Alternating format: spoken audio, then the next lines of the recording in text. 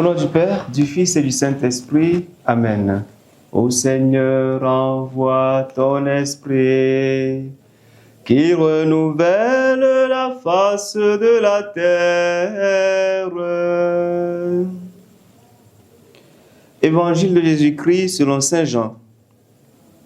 En ce temps-là, Jésus disait à ses disciples, « Celui qui reçoit mes commandements et les garde, c'est celui-là qui m'aime.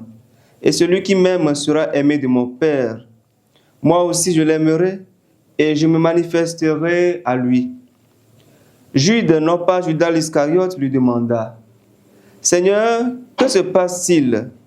Est-ce à nous que tu vas te manifester et non pas au monde? » Jésus lui répondit, « Si quelqu'un m'aime et gardera ma parole, mon Père l'aimera. Nous viendrons vers lui et chez lui nous nous ferons une demeure. Celui qui ne m'aime pas ne garde pas mes paroles. Or, la parole que vous entendez n'est pas de moi. Elle est du Père qui m'a envoyé. Je vous parle ainsi tant que je demeure avec vous. Mais le défenseur, l'Esprit Saint que le Père enverra en mon nom, lui, vous enseignera tout et il vous fera souvenir de tout ce que je vous ai dit. Acclamons la parole de Dieu. Louange à toi, Seigneur Jésus. Bien-aimés du Seigneur, loué soit Jésus-Christ. Le Seigneur nous donne de méditer aujourd'hui dans l'Évangile sur la place que les commandements doivent occuper dans notre vie. Il nous dit clairement que l'aimer, c'est garder ses commandements. Si nous disons l'aimer, il nous faut revoir notre conception des commandements et de la parole de Dieu en général. Bien qu'il soit parfois difficile de les mettre en pratique, les commandements ne doivent pas être vus comme une punition de la part de Dieu. Ils constituent en réalité le chemin tracé pour nous, pour parvenir au bonheur, pour parvenir à la vie éternelle.